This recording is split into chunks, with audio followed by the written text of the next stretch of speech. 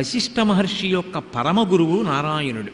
గురు పరంపర చెప్పినప్పుడు నారాయణం పద్మభువం వశిష్ఠం శక్తించ తత్పుత్ర పరాశరంచ వ్యాసం శుకం గౌడపాదం మహాంతం అని చెప్తారు శ్లోకం. నారాయణుడు మొదటి గురువు. నారాయణుని తర్వాత బ్రహ్మగారి గురువు. బ్రహ్మగారి తర్వాత బ్రహ్మగారి యొక్క మానసపుత్రుడైన వశిష్ఠుడు గురువు. నారాయణుని నాభికమలంలోంచి వచ్చినవాడు బ్రహ్మగారు. తండ్రి గారు నారాయణుడు గురువు. నారాయణుడి తర్వాత మళ్ళీ అంతటి గురువు బ్రహ్మగారు. బ్రహ్మగారి తర్వాత గురువు వశిష్ఠుడు. ఇప్పుడు వశిష్ఠుడికి నారాయణుడు ఏ గురువు అవుతాడు? పరమ గురువు అవుతాడు. గురువు గారికి గురువు గారు. మరి వశిష్ఠుడికి తండ్రి బ్రహ్మ, బ్రహ్మకు తండ్రి నారాయణుడు. వశిష్ఠుడికి తండ్రే గురువు బ్రహ్మగారు, బ్రహ్మగారికి తండ్రి నారాయణుడు, బ్రహ్మకి గురువు నారాయణుడు. కాబట్టి గురువుగారి గురువుగారు పరమ గురువు గారు అంటారు. పరమ గురువు గారు కనపడితే ఎంతో గౌరవం. నిజానికి వశిష్ఠుడు నారాయణుడు వస్తే ఏం చేయాలి? లేచి నిలబడి ప్రవర చెప్పి నేల మీద పడి నమస్కారం చేయాలి. ఎందుకని? పరమ గురువు కాబట్టి. కానీ అదే నారాయణుడు రాముడిగా వచ్చాడు. రాముడిగా వచ్చి వశిష్ఠుడి దగ్గర చదువుకున్నాడు పాఠాలు. చదువుకున్నప్పుడు రాముడు వశిష్ఠుడు వస్తుంటే లేచి నిలబడ్డాడు. తాను నారాయణుడికి నమస్కరించాలి, కానీ నారాయణుడు రాముడిగా వచ్చాడు నరుడిగా. కాబట్టి గురువుగారు వశిష్ఠుడు కాబట్టి గురువుగారు రాగానే రాముడు లేచి నిలబడి వశిష్ఠుడికి నమస్కారం చేశాడు. అంటే ఒక అద్భుతమైనటువంటి విచిత్రమైనటువంటి అవకాశం అప్పటికే వశిష్ఠుడికి వచ్చేసింది. పరమగురువైన నారాయణుడు రాముడిగా తనకి శిష్యుడయ్యాడు, తనకి నమస్కారం చేస్తున్నాడు, తన దగ్గర పాఠాలు నేర్చుకుంటున్నాడు. ఇది మొదటి అవకాశం. అమ్మ ఇంకా పంపించకండి, అదే పనిగా ఇలా నడుస్తుంటే దృష్టికి ఇబ్బంది వస్తుంది కదా. ఎక్కడున్న వాళ్ళు అక్కడి నుంచి వినండి, ఎందుకు ఇలాగే వెళ్ళి కూర్చుని వినాలా ఇరుకులో? ఇక పంపించకండి. హరి ఓం. నారాయణం పద్మభువం వశిష్ఠం. కాబట్టి అప్పటికే పరమగురువుకి పాఠం చెప్పేటటువంటి అవకాశాన్ని రాముడు పొందాడు. ఇక రెండు, అసలు లోకమంతా తరించడం దేని వలన తరిస్తుంది? రామనామము చేత తరిస్తుంది. రామనామమంత తేలికైన నామం లోకంలో ఇంకోటి లేదు. అంత తేలికైనటువంటి రామనామం లోకమంతా చెప్పుకోవడానికి వీలుగా పుట్టినటువంటి సాక్షాత్ శ్రీ మహావిష్ణువుకి రామ అని పేరు ఉంచినవాడు వశిష్ఠుడు. రెండు అద్భుతమైన అవకాశాలు పుచ్చుకున్నాడు. మూడవది, అసలు రామలక్ష్మణ భరత శత్రుఘ్నులు నలుగురిని కూర్చోపెట్టి గురువుగా పాఠం మొట్టమొదట నేర్పినవాడు వశిష్ఠుడు. మూడు అవకాశాలు అప్పటికే వశిష్ఠుడికి వెళ్ళిపోయాయి. ఇక ఇప్పుడు వీళ్ళకి తగిన పిల్లల్ని చూడండి అంటే వశిష్ఠుడు లేచి ఖచ్చితంగా చూస్తాడు. ఎందుకంటే వశిష్ఠుడు బ్రహ్మర్షి, త్రికాలవేది. ఆయనకి తెలుసు రాముడికి సీతమ్మతో కళ్యాణం అవ్వాలి, సీతమ్మ అయోనిజగా పుట్టింది, విదేహనగరంలో పెరుగుతోందన్న విషయం తెలుసు. కానీ సీతారామ కళ్యాణం తాను చెయ్యాలి. రామావతారానికి ప్రయోజనం రావణాసుర సంహారం. రావణాసుర సంహారానికి కేవలం నరుడైతే సరిపోదు, ఎన్నో అస్త్రములు తెలిసి ఉండాలి. ఇప్పుడు ఇంత అస్త్ర సంపద శిష్యుడిగా రాముణ్ణి కూర్చోపెట్టుకొని తాను ఇవ్వాలి. అప్పుడు వశిష్ఠుడి కన్నా తాను పై స్థాయిలో నిలబడతాడు. రామావతార ప్రయోజనానికి కావలసిన అస్త్రములనన్నింటినీ విశ్వామిత్రుడిచ్చాడన్న కీర్తి లభిస్తుంది. రెండు, రామావతార ప్రయోజనం నెరవేరాలి అంటే సీతారామ కళ్యాణం అవ్వాలి. అయితే తప్ప, సీతాపహరణం జరిగితే తప్ప రావణాసురుణ్ణి రాముడు వధించాడు. కాబట్టి ఇప్పుడు సీతారామ కళ్యాణం చెయ్యాలి అంటే తనకి దక్కాల అవకాశం. అందుకే పెళ్లి మాట ఎత్తేటప్పటికి విశ్వామిత్రుడు వచ్చాడు. అభ్యాగచ్చన్ మహాతేజ విశ్వామిత్రో మహాముని. విశ్వామిత్రుడి పేరు చెప్తే నిజానికి దశరథుడికి చాలా భయం. ఎందుకంటే అంతకుముందు అందరినీ శపిస్తూ ఉండేవాడు ఆయన. ఆ తర్వాత ఆయన బ్రహ్మర్షి అయ్యాడు. ఆయన అలా తర్వాత ఎవరిని శపించలేదు. అందుకే విశ్వామిత్రుడు వచ్చాడు అనేటప్పటికీ పరిగెత్తుకెళ్ళి స్వాగతం పలికి తీసుకొచ్చి కూర్చోబెట్టి కాళ్ళు కడిగి అర్ఘ్యపాద్యములిచ్చి గౌరవించి, మీకేం కావాలి చెప్పండి ఇచ్చేస్తాను, ఏం కావాలి చెప్పండి ఇచ్చేస్తానని అడగకుండానే 10 మాటలు అన్నాడు. ఇన్ని మాటలు అన్న తర్వాత అన్నీ విని విశ్వామిత్రుడు అన్నాడు, నీవు కుశలమా, నీ రాజ్యము కుశలమా, యజ్ఞయాగాదులు జరుగుతున్నాయా, నీ సామంతులు నీకు లొంగి ఉన్నారా, అన్ని విషయాలు అడిగి చిట్ట చివర ఒక ప్రశ్న వేశాడు. నేను సిద్ధాశ్రమంలో యాగం చేస్తున్నాను. ఆ యాగాన్ని పాడు చేయడానికి మారీచుడు సుబాహువు అనబడేటటువంటి ఇద్దరు రాక్షసులు వచ్చి యాగం పూర్తయ్యే సమయానికి అందులో నెత్తురు పోస్తున్నారు. యాగం పాడైపోతోంది. యాగాన్ని రక్షించడానికి నాకు నీ కుమారుడు కావాలి, నీ కుమారుణ్ణి పంపు. అయితే ఆ మారీచ సుబాహులిద్దరూ తక్కువ స్థాయికి చెందిన రాక్షసులు అనుకుంటున్నావేమో. దేవేంద్రుడు ఎంతటి బలవంతుడో మారీచుడు అంతటి బలవంతుడు. నీకు ఇంకొక మాట కూడా చెప్పనా దశరథ? నిజానికి మారీచుడు సుబాహువు ఇద్దరూ కూడా ఈ యజ్ఞాల్ని పాడు చేస్తున్నది తమంత తాముగా కాదు, రావణాసురుడు చెయ్యమన్నాడని చేస్తున్నారు. మరి రావణుడే ఎందుకు చెయ్యడు యజ్ఞాల్ని పాడు చేయడం అంటే వాడి స్థాయికి అది చాలా చిన్న పని, అందుకని వాడు రాడు, వీళ్లతో చేయిస్తూ ఉంటాడు. కాబట్టి వీళ్ళ జోలికెడితే రావణుడి జోలికి వెళ్ళినట్టే. తర్వాత రావణుడు కూడా వచ్చినా వస్తాడు. నీ కొడుకుని పంపించన్నాడు. హడిలిపోయాడు దశరథ మహారాజు. 60,000 సంవత్సరముల వయస్సు నిండిపోయిన తర్వాత పిల్లలు లేక బెంగ పెట్టుకుని అశ్వమేధయాగం చేసి పుత్రకామేష్టి చేస్తే లేక పుట్టిన కొడుకు, వాణ్ణి నీతో యుద్ధానికి పంపించనా? ఊనషోడశ వర్షో మే రామో రాజీవలోచన నయుద్ధ యోగ్యతామస్య పశ్యామి సారాక్షసై. 16 వర్షములు 16 ఏళ్ళు కూడా పూర్తిగా నిండలేదు. అటువంటి వాణ్ణి నీతో యుద్ధానికి పంపనా? అందులో అటువంటి మారీచ సుబాహులతోట నేనే చెయ్యలేని వాళ్లతో యుద్ధం. కాబట్టి నన్ను మన్నించు, నేను నా కొడుకుని పంపను, నేను కూడా రాను. నువ్వు ఇంకొక మార్గాన్ని దేన్నైనా అన్వేషించు, నా వల్ల అయ్యే పని కాదన్నాడు. నిజానికి వెంటనే లేచి విశ్వామిత్రుడు క్షమించాలి. కానీ ఆయన అన్నాడు, యదీదంతే క్షమం రాజన్ గమిష్యామి యథాగతం మిథ్యాప్రతిజ్ఞ కాకుత్సా సుఖీభవ సభాంధవ అన్నాడు. నేను అడగకుండానే నీకేం కావాలి ఇస్తానని నా వెంటబడి మాట ఇచ్చి నేను అడిగిన తరువాత మాట నిలబెట్టుకోలేక చెయ్యవలసిన దాన్ని చెయ్యలేక ముఖం తిప్పుకున్నవాడా, మాట నిలబెట్టుకోలేనివాడా, నువ్వు శాశ్వతముగా జీవించదవుగాక అన్నాడు.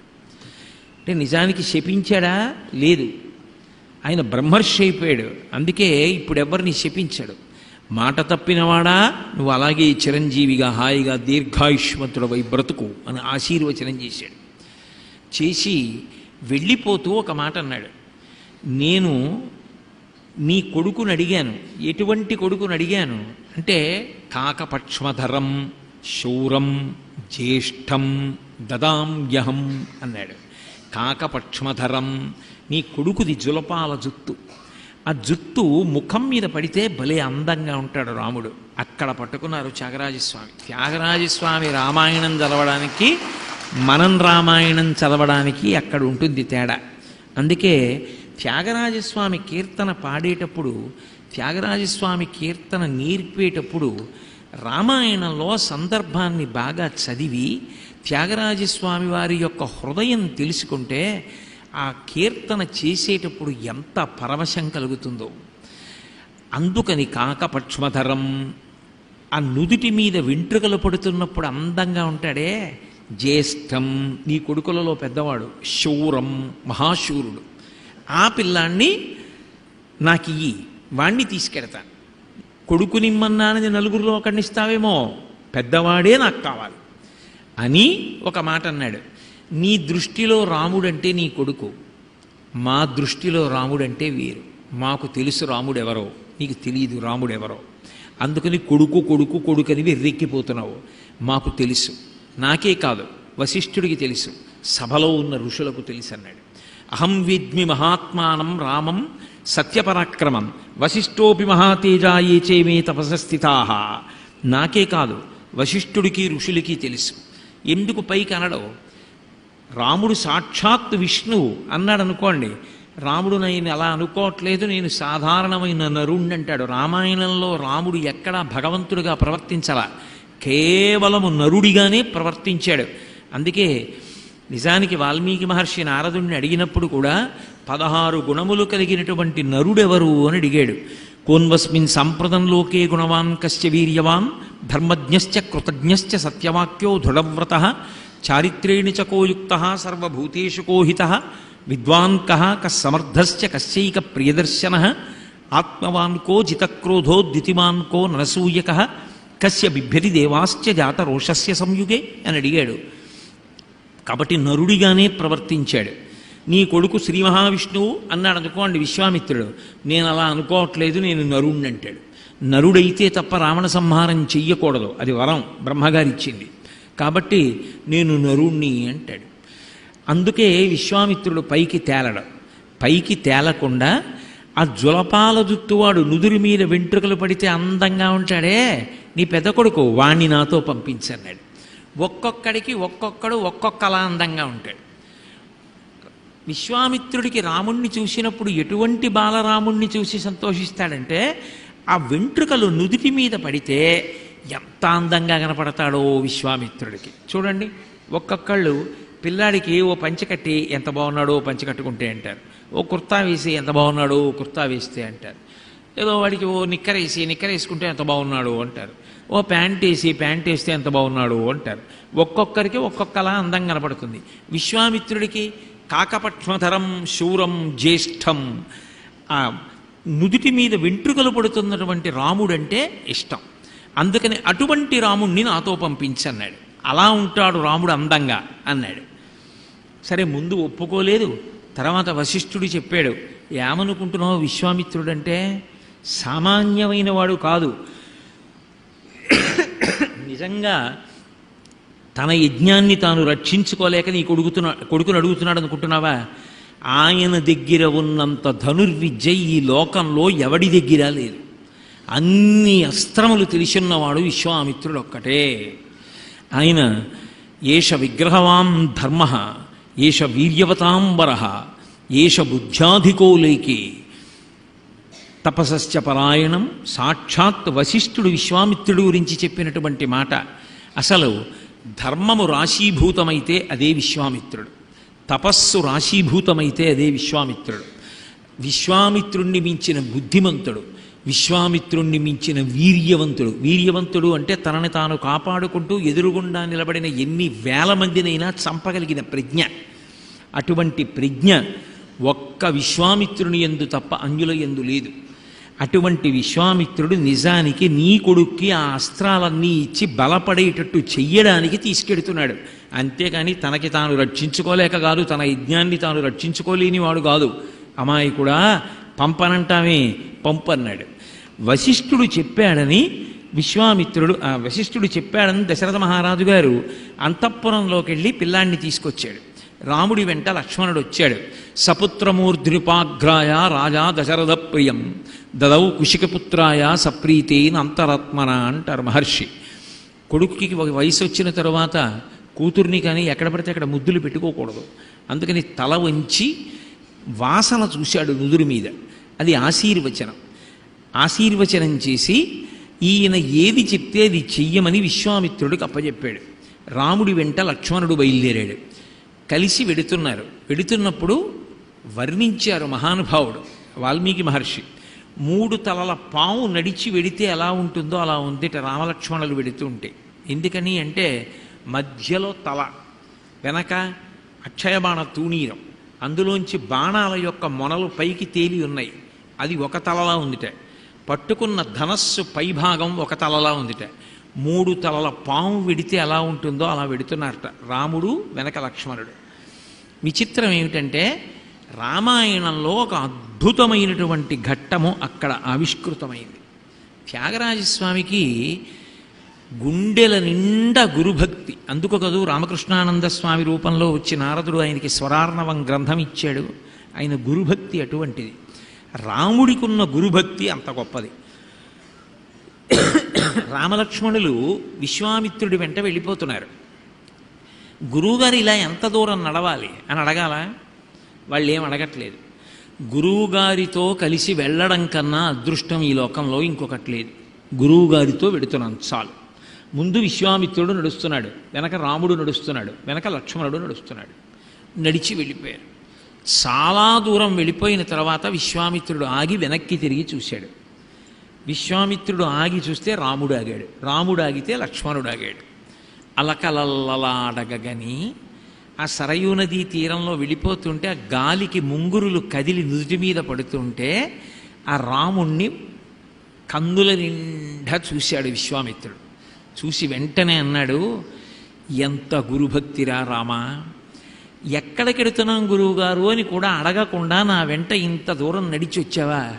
ఇంతకాలం దశరథ మహారాజు గారి పెద్ద కొడుకువై భోగాలలో ఉన్నావా? గురువుగారితో వెళ్ళేటప్పుడటువంటి ప్రశ్నలు కూడా అడగకూడదని నడిచి వచ్చేసావా అని మనసులో సంతోషపడిపోయి, గురువు సంతోషిస్తే ఏమి ఇవ్వలేడు? రామకృష్ణానంద స్వామి సంతోషిస్తే త్యాగరాజస్వామి వారిని ఎంత గొప్ప వాగ్గేయకారుణ్ణి చేశారు, స్వరార్ణవం ఇవ్వలా? అందుకే గృహాణవత్స సలిలమ్మా భూత్కాలస్య పర్యయ మంత్రగ్రామం గృహాణత్వం బలాం అతిబలాం స్తథా. ఓ రామ, ఆచమనం చెయ్యి అన్నారు. కూర్చుని ఆచమనం చేశాడు. బల అతిబల అని రెండు బ్రహ్మాండమైనటువంటి విద్యల్ని రాముడికి ఇచ్చేశాడు. అవి రెండు ఉపదేశం చేశాడు. ఇప్పుడు ఆ విద్యలు వశపడిన కారణం చేత నశ్రమో నజ్వరో రూపేణ వాతస్య విపర్యయ నచ సుప్తం ప్రమత్తం వా దర్శయిష్యంతి నైరుతాహ అంటారు మహర్షి. అటువంటి విద్య ఉపదేశం పొందినవాడు ఆ విద్యని వాడినప్పుడు వాడికి ఆకలి వేయడం కానీ, దాహం వేయడం కానీ, బడలిపోవడం కానీ, నిద్రపోతున్నప్పుడు ఇతరులు వచ్చి సంహరించడం కానీ సాధ్యం కాదు. అంత గొప్ప విద్యలు ఇచ్చాడు, ఎన్నో అస్త్రాలు ఇచ్చాడు. ఇచ్చి తాటకా సంహారం చేయించాడు. ఆ తాటకా సంహారం చేసినప్పుడు విశ్వామిత్రుడి వెంట వెడుతున్నప్పుడు మళ్ళీ విశ్వామిత్రుడు రాముణ్ణి చూసి ఎందుకు పొంగిపోయాడు అంటే కాకపక్ష్మధరం అని మళ్ళీ అన్నారు మహర్షి. అలకలల్లలాడగని చూసి విశ్వామిత్రుడు పొంగిపోయాడు ఆ పిల్లాన్ని చూసి. మారీచుణ్ణి కొట్టాడు. కొట్టినప్పుడు రామాయణంలో ఒక పెద్ద మలుపు తిరిగింది. రామాయణం తాటకిని చంపేశాడు రాముడు. సుబాహువుని ఆగ్నేయాస్త్రం వేసి చంపేశాడు. మిగిలిన రాక్షసుల్ని వాయవ్యాస్త్రం పెట్టి చంపేశాడు. ఒక్క మారీచుణ్ణి మాత్రం రాముడు చంపలేదు. ఎందుకు చంపలేదు అంటే ఒకటే జవాబు దానికి. భగవంతుడు అన్నవాడు ఒకడు ఉంటుంటాడు, వాడు నడిపిస్తూ ఉంటాడు కథని. రాముడు నరుడిగా ఉన్నాడు. రామాయణం జరగాలి అంటే, సీతాపహరణం జరగాలి అంటే భవిష్యత్తులో ఆ మారీచుడే మాయామృగం కింద రావాలి. మారీచుడు చచ్చిపోకూడదు. అందుకే సుబాహువుని చంపాడు, రాక్షసుల్ని చంపాడు, తాటకని చంపాడు. మారీచుడిని ఎందుకో చంపలేదు రాముడు. చంపకుండా లక్ష్మణుడి వంక తిరిగాడు. తిరిగి ఒక మాట అన్నాడు, చూశావా వీడు మాయావి, పిరికివాడు, నిజంగా నేను బాణం పట్టుకుంటే పారిపోతాడు, ఇలాంటి వాడిని నేను చంపను. కానీ నేను ఇప్పుడు ఒక గొప్ప పని చేస్తున్నాను చూడు లక్ష్మణ అని మానవం పరమోదార అస్త్రం పరమభాస్వరం చిక్షేప పరమక్రుద్ధౌ మారీచోరసిరాక్ష రాఘవ. నేను సీతీషు అనబడేటటువంటి మానవాస్త్రాన్ని ప్రయోగిస్తున్నాను. అది వీడిని 100 యోజనముల దూరం తీసుకుపోతుంది. వీడి ఒళ్ళంతా చల్లబడిపోతుంది. ఆ అస్త్రంతో కొట్టడం వల్ల చల్లబడిపోయి వీడికి స్పృహ ఉండదు. వీడు ఎక్కడో పడిపోతాడు. వీడికి తెలివి వచ్చి చూసేటప్పటికీ వీడు ఊహకందనంత దూరంలో పడిపోతాడు. పిరికివాడు, చంపడం ఎందుకు, దూరంగా కొట్టేస్తున్నానన్నాడు అని అంత దూరం కొట్టాడు. రాముడు ఎందుకో కొట్టకుండా చంపకుండా మారీచుణ్ణి దూరంగా కొట్టి వదిలేశాడు. రాముడికి ఆ సమయంలో ఆ బుద్ధి ఎందుకు పుర్రెలోకి వచ్చిందో తెలుసున్నవాడు విశ్వామిత్రుడు ఒక్కడే. అందరినీ చంపిన రామా, మారీచుణ్ణి చంపకూడదన్న బుద్ధి నీకెందుకు పుట్టిందో నాకు తెలుసు. భగవంతుడు అలా ప్రచోదనం చేశాడు. వాడు చచ్చిపోతే రేపు సీతాపహరణానికి మాయామృగాన్ని సృష్టించేవాడు లేడు. అందుకని నీ బుద్ధిలో వాడిని చంపకూడదన్న ఆలోచన పుట్టింది. అందుకని మారీచుని మదమణచే వేళ చంపకుండా దూరంగా కొట్టి వదిలేశాడు. 100 యోజనముల అవతల పడిపోయాడు మారీచుడు. పడిపోయినవాడు విచిత్రం ఏమిటో తెలుసా? ఆనాటి నుండి వాడికి రాముడంటే హడల్. వాడిగా ఎప్పుడు రాముడిని చూడడానికి రాల. ఒకసారి తిన్నాడు దెబ్బ. రామాయణంలో సాధారణంగా రాముడి బాణానికి ఎదురు నిలబడి బ్రతికినవాడు కనపడ్డ మీకు రామాయణంలో. అలా బతికినవాడు ఎవడైనా ఉంటే మారీచుడు ఒకటే. ఒక మాట కాదు, 2 మాటలు. అది విచిత్రం. వాడు మళ్ళీ రాముణ్ణి చూడడానికి రాలేదు. కానీ రావణాసురుడు మారీచుడి దగ్గరికి వెళ్ళాడు ఒకసారి. వెళ్ళి ఈ మాయామృగ రూపాన్ని పొందు సీతమ్మని ఆకర్షించు, నేను సీతమ్మని అపహరిస్తాను, లక్ష్మణుడు దూరంగా వెళ్ళిపోతాడన్నాడు. అంటే ఓ మాట చెప్పాడు మారీచుడు, నువ్వు ఎవరి జోలికెడుతున్నావో తెలుసా? రాముడి జోలికెడుతున్నావు. నేను ఎప్పుడు చూశానో తెలుసా రాముణ్ణి? ఏకవస్త్రధరో ధన్వీ సఖీ కనకమాలయ. చాలా చిన్న పిల్లాడు, బ్రహ్మచారి, ఇంకా కొత్తగా యుద్ధాలు చేస్తున్నాడు. అప్పుడే చంపాడు మా అమ్మ తాటకని. విశ్వామిత్ర యాగ సంరక్షణం కోసం వచ్చాడు. ఏకవస్త్రధరు, బ్రహ్మచారి కదూ, ఒక్క బట్టే కట్టుకున్నాడు. సిఖి, పిలక ముడేసుకుని ఉన్నాడు. కనకమాలయ, మెళ్ళో వాళ్ళ నాన్నగారు ఇచ్చిన బంగారం పూసల మాలోటేసుకున్నాడు. చాలా చిన్న పిల్లాడు. అప్పుడు కొట్టాడు నన్ను. అప్పుడు కొడితే ఇప్పటి వరకు నేను మళ్ళీ రాముడి పేరు ఎత్తలేదు. అందుకని మారీచుని మదమనచేవేళ ఎంత గొప్పగా పడిందో చూడండి. బ్రహ్మచారిగా బాలరాముడు ఆ కొడుతున్నప్పుడు అలకలల్లలాడగని ఆ రాణ్ముని ఇటు పొంగెను.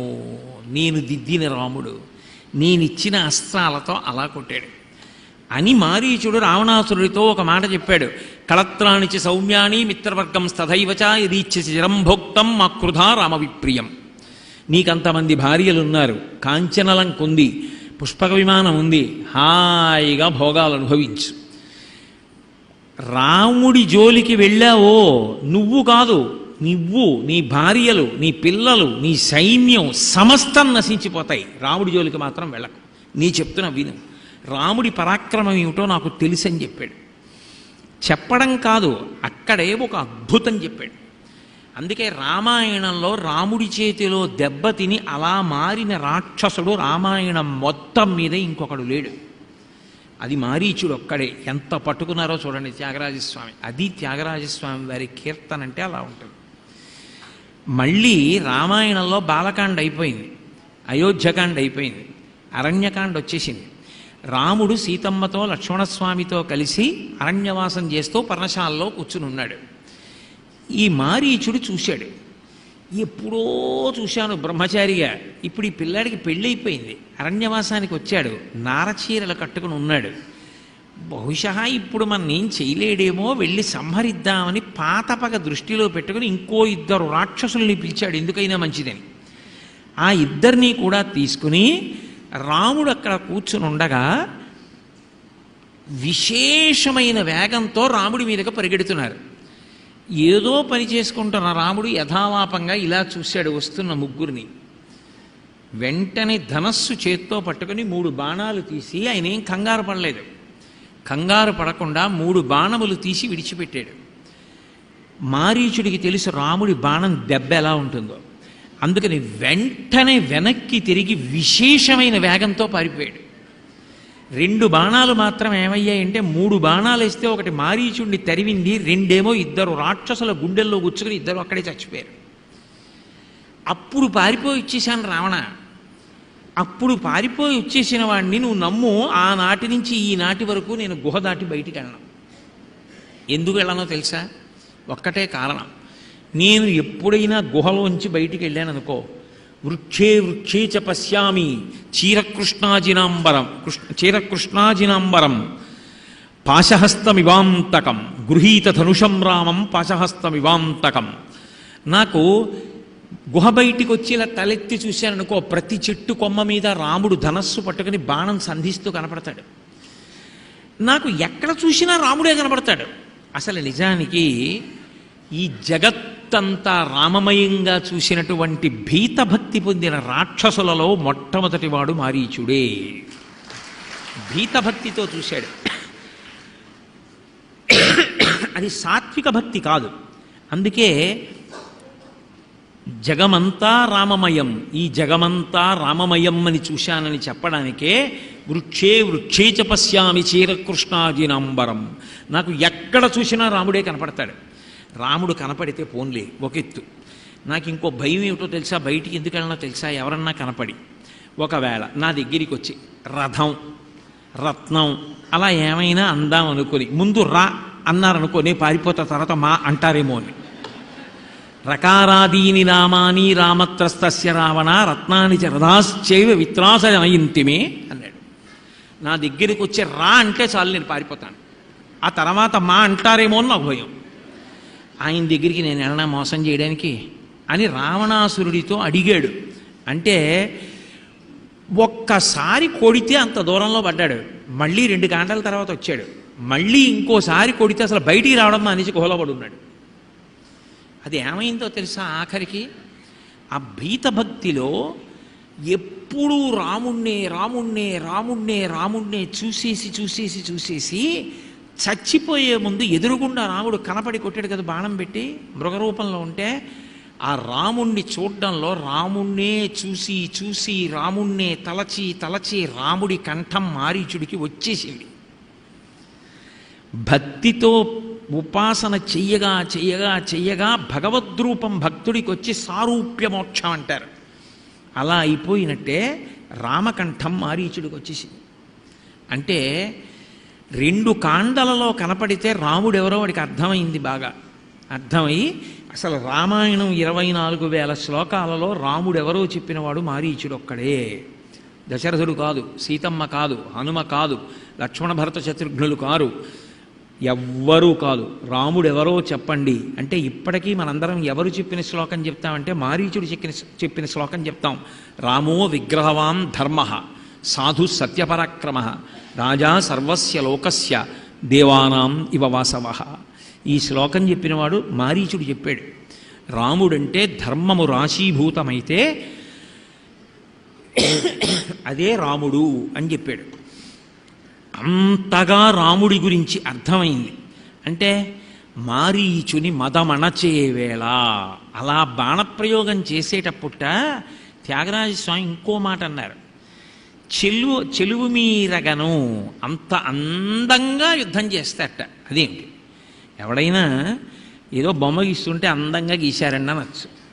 ఏదో ఆయన చక్క మెళ్ళలో హారాలు వేసుకుని ఓ ఉన్నతాసనం మీద కూర్చుని ఉంటే ఆయన చక్కగా కూర్చున్నాడండి మహారాజు అనొచ్చు. అంతేగాని యుద్ధం చేసేటప్పుడు కోపంగా ఉండి బాణాలు పట్టుకుని అవతల వాడిని కొడుతుంటే అందంగా ఉంటారా? కానీ రాముడి గొప్పతనం ఏమిటో తెలుసా? మిగిలిన యోధులలోనూ లేని గొప్పతనం ఒక్క రాముడిలోనే కనపడుతుంది. ఇప్పుడు ఈ పంఖ ఉందనుకోండి, ఇలా ఉంటే దాని రెక్కలు లెక్కెట్టచ్చు 3 అది విపరీత వేగంతో తిరుగుతోందనుకోండి, మీరు దాని రెక్కలు లెక్కెట్టగలరా? లెక్క పెట్టలేరు.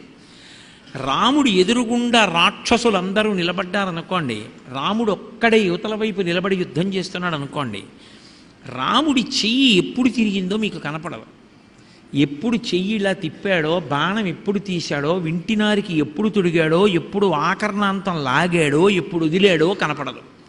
సరికదా బడలిపోడు, చిరునవ్వుతో యుద్ధం చేస్తాడు. అసలు అలా యుద్ధం చేసినటువంటి రాముడి యొక్క అందాన్ని చూసి మోజుబడి మనసు పారేసుకున్నది శూర్పణఖ. రామాయణంలో రాముడి యుద్ధం చూసి మోజు పడ్డారు చాలామంది, అందుకే అది చూసి ఆశ్చర్యపోయింది. ఎదురుగుండా ఉన్న వాళ్ళ యొక్క తలలు తెగిపోవడాన్ని బట్టి రాముడు వేస్తున్నాడు బాణాలని చెప్తారు తప్ప చెయ్యి బాణం అవేం కనపడవిహ. అందుకంటాడు గోపరాజు గారు, యుద్ధం వచ్చిందనుకోండి అసలు ఆ భుజాలు కదులుతుంటే అవి తాండవం చేసినట్టు ఉంటాయిట. బండన భీముడు అర్థజన బాంధవుడుజ్వల బాణతూణ కోదండ కళాప్రచండ భుజతాండవ కీర్తికి రామమూర్తికి 2వ సాటి దైవమికలేడనుచున్ గడకట్టి భేరికాడండడండ నిడదంబుల జండము నిండ మత్త వేదండము నిక్కి చాటదను దాశరథి కరుణాపయోనిధి అంటాడు. 14,000 మంది కరదూషణాది రాక్షసుల్ని ఒక్క రాముడే పడగొట్టేశాడు. అంతటి యోధాన యోధుడు. అటువంటి వాడు మారీచుణ్ణి కొడుతున్నప్పుడు చెలువు మీరగను మారీచుని మదమణచే వేళ అలకలల్లలాడగని ఆ రాణ్ముని ఇటు పొంగెను. నేనిచ్చిన అస్త్రబలం ఇవాళ మారీచుణ్ణి కొట్టాడు, రేపు రావణుణ్ణి కొట్టాడు. లోకంలో రాక్షసులు లేకుండా తుడిచిపెట్టేయడానికి వచ్చాడు. ఆయన నారాయణుడు, చంపగలడు, కానీ సుదర్శనం పట్టుకోడు రాముడిగా. ఇప్పుడు రాముడికి కావలసినటువంటి సమస్తమైన అస్త్ర విద్య నేను ఇచ్చాను గురువుగా. నేను గురువుగా ఇస్తే రాముడు అలా చంపుతుంటే నాకెంత సంతోషం అని రాముడి ముఖం మీద అలకలల్లలాడగని నేనిచ్చిన విద్య అని గురువుగారు ఎంత పొంగిపోయాడో ఆ శిష్యుణ్ణి చూసుకొని. రామకృష్ణానంద స్వామి ఎంత పొంగిపోయారో త్యాగరాజస్వామిని చూసుకుని, శొంఠి వెంకటరమణయ్య గారు ఎంత పొంగిపోయారో త్యాగరాజస్వామిని చూసుకుని, త్యాగరాజస్వామి ఎంత పొంగిపోయారో తన శిష్యుల్ని చూసుకుని గురు శిష్య సంబంధం యొక్క గొప్పతనాన్ని చెప్తున్నారు త్యాగరాజస్వామి. కాబట్టి అలకలల్లలాడగని ఆ రాణ్ముని మనము ఎంత రాణ్ముని మనసు ఎంత పొంగెనో ఎప్పుడు అంటే చెలువు మీరగను మారీచుని మదమణచేవేళ ఒకటోసారి. అప్పుడు పక్కనే ఉన్నాడుగా విశ్వామిత్రుడు, యజ్ఞం చేస్తున్నాడు, చూశాడు. రెండవసారి ఎప్పుడు అంటే రెండో సందర్భం చెప్తున్నారు. ఒకటి రావణ సంహారానికి కావలసినటువంటి సమస్త్రమైన అస్త్ర విద్యలన్నిటినీ విశ్వామిత్రుడు రాముడికిచ్చి అవి ఉపయోగించి మారీచుడిని పడగొడుతుంటే చూసి వీడు రావణుడిని కూడా పడగొట్టేస్తాడని ధైర్యానికి వచ్చేసిన సంతోషించినటువంటి విశ్వామిత్రుడు అలకలల్లాడగని పొంగిపోయినటువంటి స్థితి, గురువు యొక్క ఆనందం. రెండోది ఇప్పుడు అసలు రామాయణంలో అవతార ప్రయోజనం పూర్తవ్వాలంటే రాముడు శ్రీరాముడు అవ్వాలి, అంటే సీతారాముల యొక్క వివాహం జరగాలి. సీతారాముల వివాహం జరగడానికి ఒక పెద్ద ఇబ్బంది ఉంది.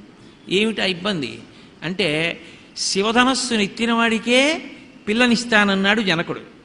ఇప్పుడు మీరు రాముడితో ఆ మాట చెప్పారనుకోండి, రాముడు అంటాడు, రాముడు ధర్మాత్ముడు, ఆయన అంటాడు నాకు ఎవరు భార్యగా ఉండాలో మా నాన్నగారు చెప్పాలి తప్ప ఊళ్ళో వాళ్ళకి ఎందుకండి, పైగా నేను ధనస్సెత్తడం ఏమిటి, ఆయన పిల్లనివ్వడం ఏమిటి, నేను పెళ్లి చేసుకోవడం ఏమిటి, మా నాన్నగారు చెప్పాలి నాకు ఎవరు భార్యో, అందుకు నేను చేసుకోనంటాడు.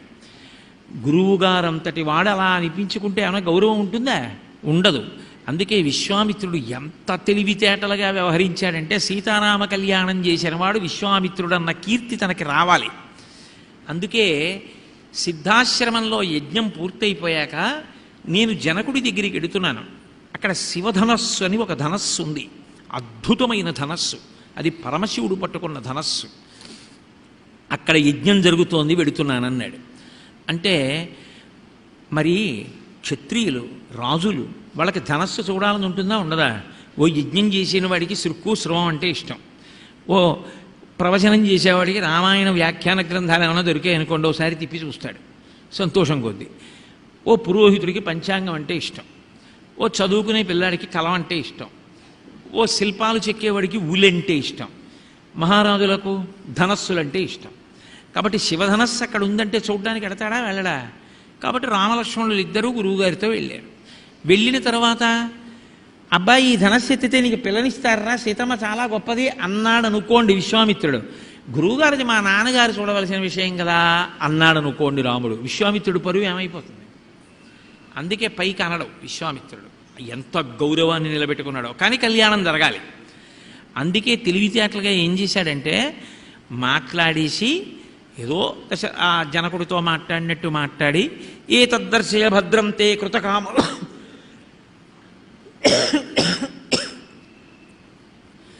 ఏతద్దర్శయ భద్రం తే కృతకామౌ నృపాత్మజౌ దర్శనాదస్య ధనుషో యథేష్టం ప్రతియాస్యత అన్నాడు. వాళ్ళిద్దరూ రాజకుమారులు, దశరథుడి కొడుకులు. వాళ్ళకి ధనస్సులు చూడడం అంటే ఇష్టం. ఓ జనక మహారాజా నీ దగ్గర శివధనస్సు ఉంది కదా, ఓసారి చూపించు, చూసేసి వాళ్ళు వెళ్ళిపోతారు అన్నాడు. అంటే ఆయన బలహీనత ఏమిటో తెలుసు విశ్వామిత్రుడికి. ఆ మాట అన్నారనుకోండి ఇంకా కథ మొదలెడతాడు జనక మహారాజు. ఒక్కొక్కడికి ఒక్కొక్క బలహీనత, ఏ సందర్భంలో ఏది మాట్లాడాలో కాదు.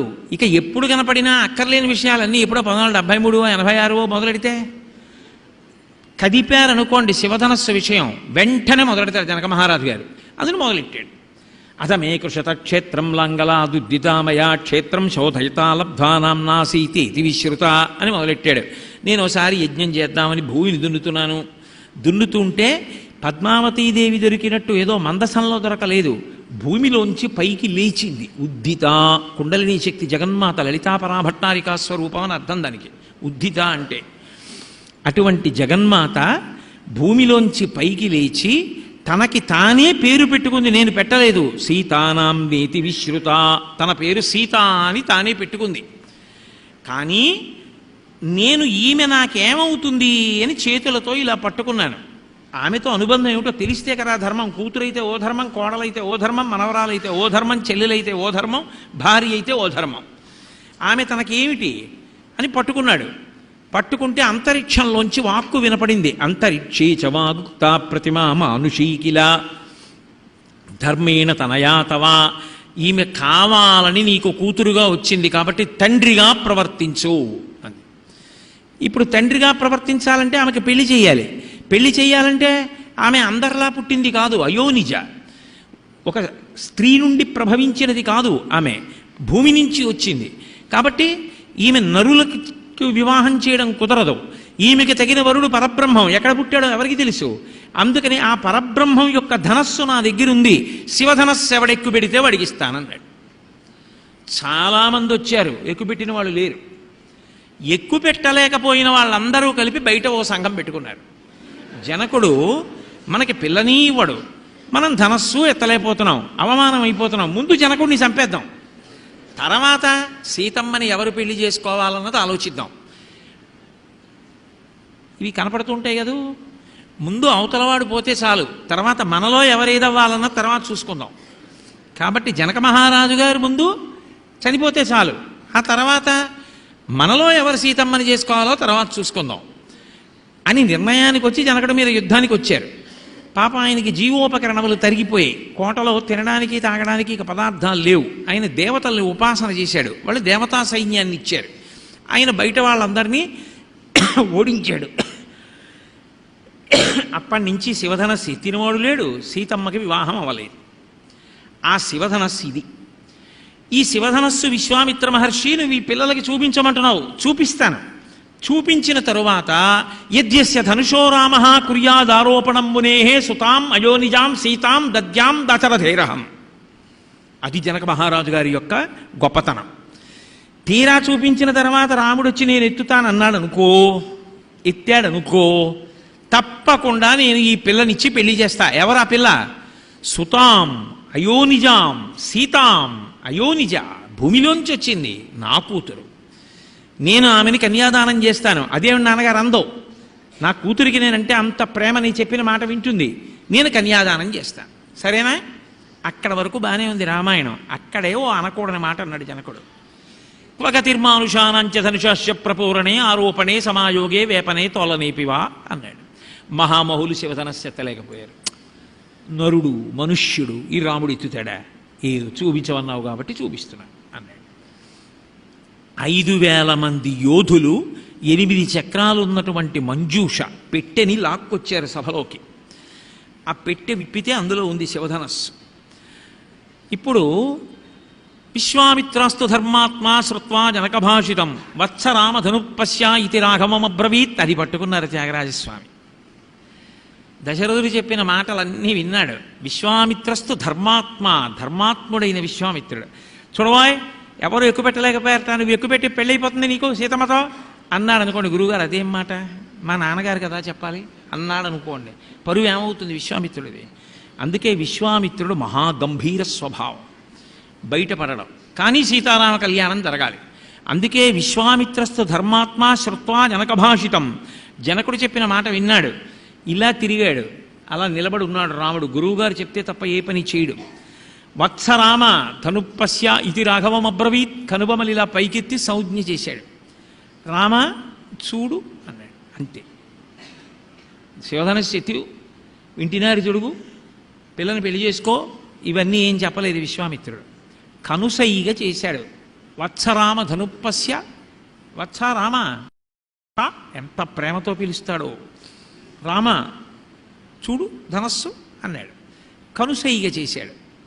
అంటే అదేదో చాటుమాటు అని కాదు, ఆ శ్లోకంలోనే ఆ భావం కనపడుతూ ఉంటుంది కదూ మీకు. నేను అందుకే రామాయణం కనపడుతుందన్నాను. వత్సరామధనుపశ్య అన్నప్పుడు కనుబొమ్మలు మీరైనా ఎత్తుతారా? కనుసైగా చేశాడు. రాముడు గబగబా ధనస్సు దగ్గరికి వెళ్ళాడు, చూశాడు. చాలా బాగుంది గురువుగారు అని వెనక్కి వెళ్ళిపోయాడు అనుకోండి. ఏమైనా బాగుంటుందా? రాజ్యాన్ని ఏలే రాజు కొడుకు ధనస్సును చూసి చాలా బాగుందండి అని వెనక్కి వెళ్ళిపోతాడా? ఏం చేయాలి? గురువుగారు ఒక్కసారి ముట్టుకోవాలందో, ఒకసారి ఎక్కువ పెట్టాలనుంది గురువుగారు, అంతే కదా క్షాత్రం. అందుకని ఆయన అన్నాడు, ఇదం ధనుర్వరం బ్రహ్మం సంస్పృశామి ఇహపాణిన యత్నమామి భవిష్యామి వేపనే తొలనేపివా అన్నాడు. గురువుగారు ఏమి ధనస్సు గురువుగారు ఇది, అద్భుతం, నేను ఎప్పుడు చూడలేదు, చాలా గొప్పగా ఉంది. గురువుగారు మీరు అనుమతిస్తే ముట్టుకుంటా, అవకాశం ఉంటే ఎత్తుతా, ముట్టుకోవచ్చా అన్నాడు. ఎందుకని? పిల్ల కోసం కాదు, తన మర్యాద కోసం, మహారాజ కుమారుడిగా అది మర్యాద. అప్పుడు బాఢమిచ్చేవ తమ్రాజా మునిశ్చ సంభాషత. జనక మహారాజు గారి గొడవ ఏమిటంటే, అలాగే అంటే ఎత్తలేక ఊరుకుంటాడు, పెట్టి లోపలికి తీసుకుపోతారు, వెళ్ళిపోతాడని ఆయన కంగారు అయింది. ఇలా ఎంతమంది వచ్చారు, ఎంతమంది వెళ్ళిపోయారని. అడగపోయినా జనక మహారాజు గారు బాఢం అలాగే అన్నాడు. విశ్వామిత్రుడికి తెలుసు ఎత్తుతాడని, అందుకని బాఢం అన్నాడు. బాఢం అంటే ఏమిటంటే అలాగే అని. బాఢం ఇలా కనుసైగా బాఢం అన్నాడు, ఎత్తు అని అనుజ్ఞనిచ్చాడు. ఆ కనుసైగా తెలిసి గురువుగారు ముట్టుకో, నీ సంకల్పము సిద్ధిస్తుంది అని మనసులో అన్నారు అంటే గురువుగారి మాట జరగకుండా ఉండదు, ఎత్తి తీరుతాను. ఇంతమంది ఎత్తలేని శివధనస్సు రాముడిత్తాడన్న కీర్తి మూటగట్టుకుంటాను. గురువుగారు అన్నారు కాబట్టి జరుగుతుంది. ఇది రామహృదయం. రాముడు ఎత్తాలి, సీతారామ కళ్యాణం జరగాలి, ఆ కీర్తి నాకు రావాలి. విశ్వామిత్ర హృదయం. ఇద్దరు పైకి మాత్రం చెప్పుకోడు, ఎవరి గౌరవం వాళ్ళు కాపాడుకుంటారు. అందుకని కనుసైగా తెలిసి. ఇప్పుడు ఆయన అనుకుంటున్నాడు ఎత్తబోయి బోర్లా పడిపోతాడా, అయిపోతుంది కథ అనుకుంటున్నాడు. ఆరోపయిత్వా ధర్మాత్మా పూరయామాస తద్దనుహు తత్వభంజధనుర్మధ్యే నరశ్రేష్ఠో మహాయశాహ.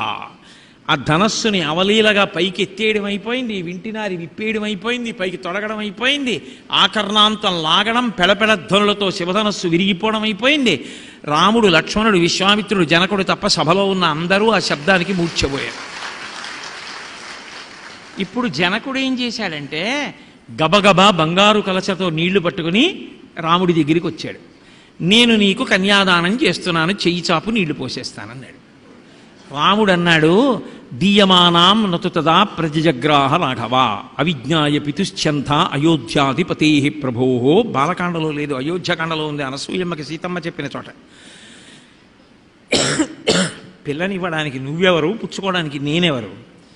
ఆమె నాకు భార్యగా తగినదో కాదో నిర్ణయించవలసింది దశరథుడు. దశరథుడు వచ్చి, రామా ఈమె నీకు తగిన ఇల్లాలు, ఈమెను నువ్వు స్వీకరించు అంటే అప్పుడు తాళి కడతాను, అప్పుడు పాణిగ్రహణం చేస్తాను. అంతేగాని శివధనస్సు ఎక్కువ పెట్టానంటే నేను రాజకుమారుణ్ణి ఎక్కువ పెట్టాను, అంతేగాని పిల్లని పుచ్చుకోవడం భార్యగా తప్పు, నేను కాదు నిర్ణయించుకోవలసింది. ఒక వ్యక్తికి భార్యగా ఎవరుండాలో నిర్ణయించవలసినది తండ్రియే. దీయమానాం నతు తదా ప్రతిజగ్రాహ రాఘవా అవిజ్ఞాయ పితుశ్చంథ అయోధ్యాధిపతే ప్రభో. అయోధ్యాధిపతి అయిన మా తండ్రి దశరథ మహారాజు నిర్ణయిస్తే తప్ప నేను చేసుకోను. సీతారామ కళ్యాణంలో పెద్ద మలుపు ఏమిటంటే ఆ దశరథ మహారాజు గారు కూడా నిర్ణయం ఏం చేయలేదు. నిజానికి ఆయన కూడా జనక మహారాజు గారి యొక్క ప్రతిహారులు ఎడితే వశిష్ఠో వామదేవశ్చాజాబాలి యథకాశ్యప కాత్యాయన సుయజ్ఞశ్చా గౌతమో విజయస్తథాన్. ఋషులందరూ సభలో ఉన్నారు. వాళ్ళని అడిగాడు జనక మహారాజు, యదిజో రోచతే వృత్తం జనకస్య మహాత్మనః, మీకు జనక మహారాజు గారి యొక్క నడవడి ఎటువంటిదో తెలుసా, మనం వియ్యం అందచ్చా అని అడిగాడు. మా భూత్కాలస్య పర్యయ, పెళ్లి విషయంలో ఆలస్యం చేయకూడదు రేపు మాపు అని మీకు తెలుసా చెప్పండి అన్నాడు. అయ్యో జనకుడు చాలా మంచివాడన్నాడు ఋషులు. అయితే మీరు ముందు బయలుదేరండి, వెనక నేను వస్తున్నాను, ఒకవేళ పెళ్లి చేయవలసి వస్తే కావలసిన సంబారాలన్నీ పట్టుకుపదండి అన్నాడు. అందరూ కలిసి మిథిలా నగరానికి చేరుకున్నారు. జనక మహారాజు గారు సీతమ్మని పెళ్లి చూపులు చూడటం చూసి నేను ఈ అమ్మాయిని కోడలుగా చేసుకుంటానన్నమో చేయలేరు దశరథ మహారాజు గారు. చిత్రం ఏమిటంటే అటుపక్క జనకుడు కూర్చున్నాడు. జనకుడు కోరి కోరి తన తమ్ముడు కుశధ్వజుణ్ణి పిలిపించుకున్నాడు. యువతల పక్కన దశరథ మహారాజు గారు కూర్చున్నాడు. ఆయనకి బ్రహ్మగారు వశిష్ఠుడు కూర్చున్నాడు. నా కూతుర్ని సీతమ్మని, రెండవ కుమార్తె ఆ ఊర్మిళని నీ కుమారులైన రామలక్ష్మణులకి ధర్మపత్నులుగా ఇవ్వాలనుకుంటున్నాను అన్నాడు జనకుడు. అంటే దశరథ మహారాజు గారు ఒక గొప్ప మాట అన్నాడు. దాతృ ప్రతిగృహీతృభ్యాం. అయినా అదేమిటా నువ్వు అలా అంటావు? లోకంలో పుచ్చుకునేవాడు ఇచ్చేవాడి దగ్గర వినయంతో ఉండాలి. నా కొడుక్కి భార్యని, నాకు కోడల్ని ఇస్తున్నవాడివి నువ్వు, నువ్వు ఇవ్వకపోతే మా వంశం ఎలా నిలబడుతుంది?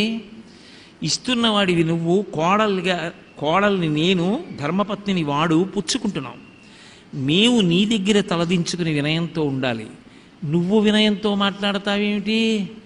ఆడపిల్లని కన్న తండ్రి తలెత్తుకుని గౌరవంగా ధైర్యంగా మాట్లాడాలోయ్ అని. నువ్వు ఇస్తానండం నేను పుచ్చుకోవడం కాదు, అసలు మా వంశం ఎంత గొప్పదో నీకు తెలియాలి, నీ వంశం మాకు తెలియాలి. ఉభయ వంశములు ఇద్దరికి నచ్చితే అప్పుడు పెళ్ళి. కాబట్టి అసలు మా వంశం విను అన్నాడు. అది భారతీయ ధర్మం. ఎంత మర్యాదతో నడిచిందో చూడండి సీతారామ కళ్యాణం. అంటే అప్పుడు వశిష్ఠ మహర్షి లేచి చెప్పాడు, మొట్టమొదట అవ్యక్తం, ఈ సృష్టి లేదు, ఈ అవ్యక్తము నుండి మొట్టమొదట వచ్చిన వాళ్ళు బ్రహ్మ, బ్రహ్మకు మరీచి, మరీచికి కశ్యపుడు, కశ్యపునికి సూర్యుడు, సూర్యునికి మనువు, మనువుకి ఇక్ష్వాకు, ఇక్ష్వాకువుకి కుక్షి, కుక్షికి వికుక్షి, వికుక్షికి బాణుడు, బాణునికి అనరణ్యుడు, అనరణ్యునికి పృథువు, పృథువుకి త్రిశంకువు, త్రిశంకువుకి దుందుమారుడు, దుందుమారుడికే యువనాశ్వుడు అని పేరు. దుందుమారుడు లేక యువనాశ్వుడు, ఆయనకి మాంధాత, మాంధాతకి సుసంధి, సుసంధికి ధ్రువసంధి, ప్రసేనజిత్తని ఇద్దరు కొడుకులు. ధ్రువసంధికి భరతుడు, భరతునికి అసితుడు, అసితునికి సగరుడు, సగరుడికి అసమంజసుడు, అసమంజసునికి అంశుమంతుడు, అంశుమంతునికి దిలీపుడు, దిలీపునికి భగీరథుడు, భగీరథునికి కకుత్సుడు, కకుత్సునికి రఘువు, రఘువుకి ప్రవృద్ధుడు, ప్రవృద్ధునికి శంఖనుడు, శంఖనుడికి సుదర్శనుడు, సుదర్శనుడికి అగ్నివర్ణుడు, అగ్నివర్ణుడికి శీఘ్రగుడు, శీఘ్రగుడికి మరువు, మరువుకి ప్రశుశ్రుకుడు, ప్రశుశ్రుకునికి అంబరీషుడు, అంబరీషునికి నహుషుడు, నహుషుడికి యయాతి, యయాతికి నాభాగుడు, నాభాగునికి అజుడు, అజుడికి దశరథుడు, దశరథుడికి రామలక్ష్మణ భరత శత్రుఘ్నుడు. ఇది ఇక్ష్వాకు వంశం. ఇలా వచ్చింది. ఇప్పుడు ఈ వంశం అంతా నువ్వు విన్నావు కదా, నీ పిల్లనివ్వడానికి అభ్యంతరమా? నాకే అభ్యంతరం లేదు, కానీ మీరు ఎంత మర్యాదగా మీ వంశం గురించి చెప్పారో అంత మర్యాదగా నేను కూడా నా వంశం గురించి చెప్పాలి అని జనకుడు తన వంశాన్ని చెప్పాడు. మాకు మొట్టమొదటి వాడు నిమి, నిమికి మిధి, మిధికి ఉదావసువు, ఉదావసువుకి నందివర్ధనుడు, నందివర్ధనుడికి సుకేతు, సుకేతునికి దేవరాతుడు, దేవరాతునికి బృహద్రథుడు, బృహద్రథునికి మహావీరుడు, మహావీరునికి సుధృతి, సుధృతికి దుష్టకేతువు, దుష్టకేతువుకి హర్యేశ్వరుడు, హర్యేశ్వరునికి మరుడు, మరునికి ప్రతీంధకుడు, ప్రతీంధకునికి కీర్తిరథుడు, కీర్తిరథునికి మహీధ్రకుడు, మహీధ్రకునికి విభుదుడు, విభుదునికి దేవమీఢుడు, దేవమీఢునికి కీర్తిరాతుడు, కీర్తిరాతునికి మహారోముడు, మహారోమునికి స్వర్ణరోముడు, స్వర్ణరోమునికి హ్రస్వరోముడు, హ్రస్వరోముడికి ఇద్దరు కొడుకులు. పెద్దవాణ్ణి జనకుణ్ణి నేను, మా తమ్ముడు కుశధ్వజుడు, మేమిద్దరం అన్నదమ్ములం. ఇగో నాకు ఇద్దరు కూతుళ్ళు, సీత ఊర్మిళ, ఆయనకి ఇద్దరు కూతుళ్ళు, మాండవి శృతకీర్తి. అంటే విశ్వామిత్రుడు లేచి అడిగాడు, నీ కూతుళ్ళని ఇస్తానంటున్నావు కదా, నీ తమ్ముడు కూతుళ్ళు కూడా నీ కూతుళ్ళ లాంటి వాళ్లే. అక్కడ భరతస్య కుమారస్య శత్రుఘ్నస్య చ ధీమతః వరయామస్సుతే రాజన్ త్వయోరద్ధే మహాత్మనోహో. ఇంకో ఇద్దరు పిల్లలు ఉన్నారు కదా, మగపిల్లలు, నీ తమ్ముడు కూతుళ్ళను కూడా వాళ్ళకి నువ్వు పెదనాన్నగా నీది అధికారం అన్నాడు. తప్పకుండా ఇస్తాను, తిర్దదామిన సంశయ, 3 మాటలు అంటున్నారు, ఇస్తాను ఇస్తాను ఇస్తాను, ఇక తిరుగులేదు అని. అప్పుడు సీతమ్మని రామచంద్రమూర్తికి, ఊర్మిళని లక్ష్మణస్వామికి, మాండవిని భరతుడికి, శృతకీర్తుడిని శత్రుఘ్నుడికి ఇచ్చి చేయడానికి వివాహం నిశ్చయం జరిగింది. ఇంత జరిగి అసలు 4 కొడుకులకి పెళ్లిళ్ళై దశరథుడు సంతోషించి సీతారామ కళ్యాణం జరిగి రామాయణం ముందుకెళ్ళి రావణ సంహారం జరగడానికి కావలసిన ప్రాతిపదిక అంతా ఎక్కడ జరిగింది అంటే మౌనంగా విశ్వామిత్రుడు అండంలో జరిగింది. ఆయన ఆ రోజున వత్సరామ ధనుపస్య అని ఇలా అనకపోతే లేదు. రామాయణం సీతారామ కళ్యాణం ఏమో ఎలా ఎప్పటికి జరుగునో దాన్ని చేసిన వాడు విశ్వామిత్రుడు. అప్పుడు శివధనస్సుని ఎత్తుతుంటే బాలరాముడు, ఇప్పుడిక సీతారామ కళ్యాణం అవుతుంది సుమా, లోకానికి క్షేమం చేకూరుతుంది, రావణ సంహారం అవుతుంది, రాముడు వచ్చిన అవతార ప్రయోజనం పూర్తవుతుంది, సీతమ్మ అయోనిజగాయకుడు పుట్టినందుకు ధన్యత చేకూరింది, సీతారాములు ఒకటవుతున్నారు అని సంతోషించి త్రికాలవేది భూత భవిష్యత్ వర్తమాన కాలములు తెలుసున్నటువంటి విశ్వామిత్రుడు శివధనస్సును ఎత్తుతున్నటువంటి బాలరాముని యొక్క నుదురి మీద పడిన అలకలు చూసి పొంగిపోయిన సంతోషం ఉన్నదే, ఆ సంతోషానికి త్యాగరాజస్వామి వారు సంతోషించి కీర్తన తీసుకురావడం అంటే ఆయనకి రామాయణం మీద ఎంత పట్టు ఉంటే అటువంటి కీర్తన వచ్చింది. ఆయన ఎంత ఉపాసన చేస్తారు ఒక కీర్తన చేయడం అంటే. అందుకే త్యాగరాజస్వామి వారి యొక్క కీర్తన పాడుకోవడము అంటే నాకు తెలిసినంత వరకు రామాయణం అంతా జ్ఞాపకం వచ్చి ఆ కీర్తన అందులో ఉన్నటువంటి చరణాన్ని అని అని అని అని అని అని కళ్ళంబట నీళ్ళొచ్చి ఆనంద భాష్పాలు కారుతూ రామాయణం అంతా ఇక్కడ దర్శనం అయిపోయి ఆనందంలో ఇంకా పాడలేక వదిలిపెట్టేసేటటువంటి స్థితి కలిగితే త్యాగరాజస్వామి వారి కీర్తన పాడినట్టు. ఎందుకని ఒక్కొక్క చరణంలో ఎన్నెన్ని విశేషాలైన పొందుపరిచారు. నిజంగా మా జానకి చట్టాపట్టగాను ఓ కీర్తన చేస్తారు. మీరు ఏ కీర్తన చూడండి ఆయనకి రామాయణం మీద, భాగవతం మీద, పురంధరదాస్ గారి కీర్తనల్లో ఉన్న వాంగ్మయం మీద, వీటి మీద ఆయనకున్నటువంటి పట్టు ప్రకాశిస్తూ ఉంటుంది. మహానుభావుడు అంత అద్భుతమైన కీర్తనలను ఇచ్చారు. అది విచిత్రం ఏమిటంటే తెలుగులో కీర్తనలను ఇచ్చారు. తెలుగులో ఆయన కీర్తనలను ఇస్తే ఇవాల్టి రోజున నిజానికి త్యాగరాజస్వామి వారి ఆరాధనోత్సవము అనేటప్పటికీ అందరూ ఏ ప్రదేశం వంక తిరుగుతారు? తిరువయ్యూరులో జరుగుతూ ఉంటాయి అంటారు. కానీ నేను చాలా చాలా ఆశ్చర్యపడింది వెంకటేశ్వర్లు గారు మా ఇంటికి వచ్చి చెప్పినప్పుడు విని నేను ఎంతో సంతోషించింది. ఎక్కడంటే 100 సంవత్సరముల నుండి భీమవరంలో ఇలా జరుగుతున్నాయి ఆరాధనోత్సవాలని విని. నాకు తెలిసి ఈ ఖ్యాతి బహుశः ఒక్క భీమవరం పట్టణానికే చెందింది ఆంధ్రదేశంలో. ఇది ఇక్కడతో పోతుందని మీరు అనుకోకండి. ఎందుకనంటే నేను పక్షి లాంటి వాడిని, అనేక ఊళ్ళు తిరుగుతూ ఉంటాను ప్రవచనానికి. నేను ఎక్కడికి వెళ్ళినా ఈ ఆనందం నాలో పట్టక గర్వంగా చెప్పుకుంటాను మా భీమవరంలో ఉందని. మా భీమవరం అనడానికి నువ్వు భీమవరంలో ఉన్నావా అంటారేమో. నేను మానసికంగా భీమవరంలో మీ అందరితో కలిసి ఉంటున్నవాడ కిందే లెక్క.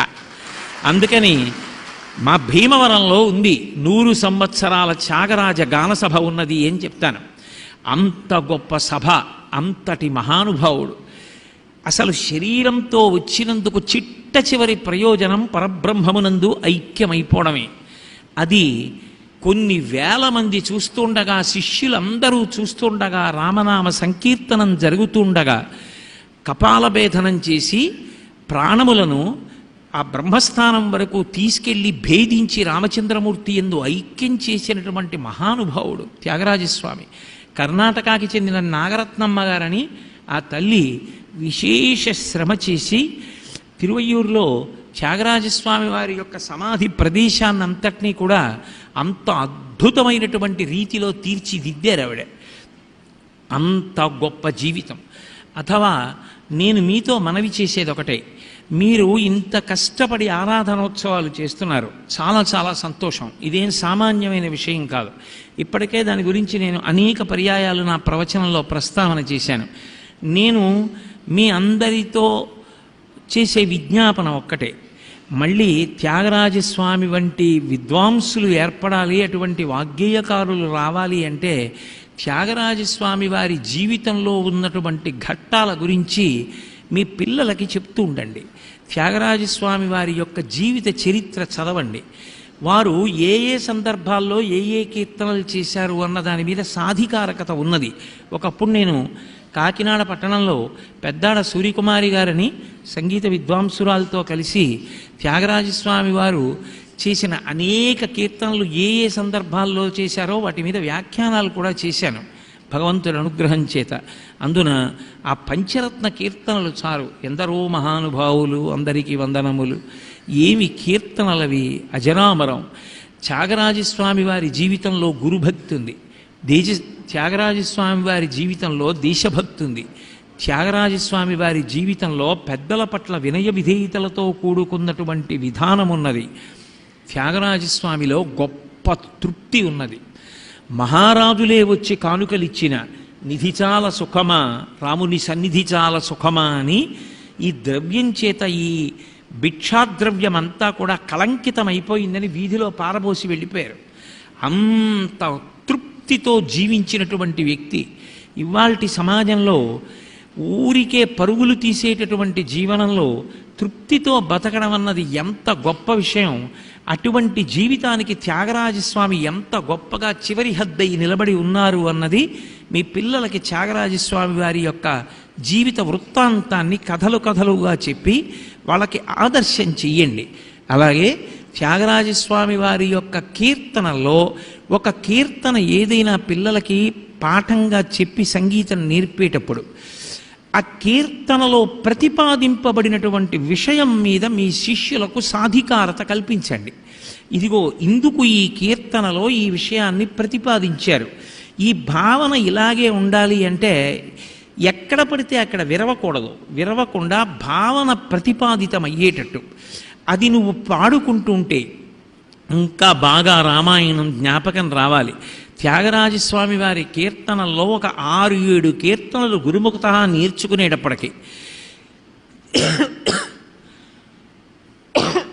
శిష్యులు తల్లిదండ్రుల్లో మేనమామనో పినతండ్రినో పెద్ద తండ్రినో అడిగి రామాయణం అన్ని కాండలు తెప్పించుకొని చదవాలనేటటువంటి కుతూహలం పొందాలి.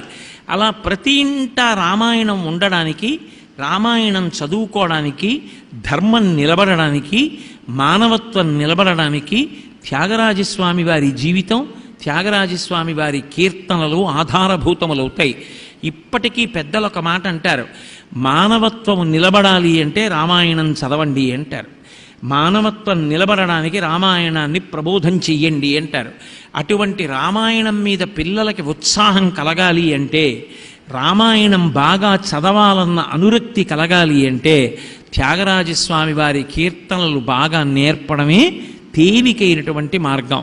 ఇవాళ తిరువయ్యూరులో ఎలా జరుగుతున్నాయో అలా ఆంధ్రదేశంలో కూడా త్యాగరాజస్వామి ఆరాధనోత్సవాలు అంత గొప్పగా జరగడంలో భీమవరం పట్టణం ఎనలేని స్థానాన్ని పొంది అందరికీ మార్గదర్శనం చేస్తూ నిలబడుతుందని, ఏటికి ఏడు ఇంకా ఇంకా వృద్ధిలోకి వచ్చి అద్భుతమైన రీతిలో ఈ కార్యక్రమాలు చేయడానికి కావలసిన సమస్త విభూతులను త్యాగరాజస్వామి, ఆ సీతారామచంద్ర పరబ్రహ్మము అనుగ్రహించాలి అని నేను ఆ భగవంతునికి, త్యాగరాజస్వామి వారికి పాదములకు శిరస్సు తాటించి నమస్కరిస్తూ, ఇంకా ఇంతకన్నా మాట్లాడడానికి ఇవాళ నాకు కంఠం అంత సౌలభ్యంగా లేదు, మాట్లాడుతున్నప్పుడు కంఠం మండుతోంది కొద్దిగా అనారోగ్యంగా ఉన్న కారణం చేత, అందుకని ఇంకింతకన్నా మాట్లాడలేకపోతున్నందుకు నన్ను మన్నించవలసిందిగా కోరుతూ, ఇంత పవిత్రమైన సభలో ఏకశబ్ద సమ్యజ్ఞాత సృష్టప్రయుక్త స్వర్గే లోకే కామదుర్భవతి, ఒక్క మాట భక్తితో త్రికరణ శుద్ధిగా నమ్మి మాట్లాడినా అది సమస్త ఈప్సితములు నెరవేరడానికి కారణమవుతుందని ప్రగాఢంగా విశ్వసిస్తూ, మీ అందరూ ఇంతసేపు నేను మధ్య మధ్యలో దగ్గుతూ ప్రవచనం చేసిన ఇంత భక్తితో ఇంత ప్రేమతో విన్నందుకు మీ అందరికీ నా హృదయపూర్వకమైన కృతజ్ఞతలను ఆవిష్కరిస్తూ, మంగళాశాసనపరై మదాచార్య పురోగమై సర్వైశ్చ పూర్వైరాచార్యై తత్కృతాయాస్తు మంగళం. మంగళం కోసలేంద్రాయ మహనీయ గుణాత్మనే చక్రవర్తి తనూజాయ సర్వభౌమాయ మంగళం. ఉమాకాంతాయ కాంతాయ కామితార్థప్రదాయినే శ్రీగిరీశాయ దేవాయ మలినాథాయ మంగళం. సర్వం శ్రీ ఉమామహేశ్వర పరబ్రహ్మార్పణమస్తు. స్వస్తి.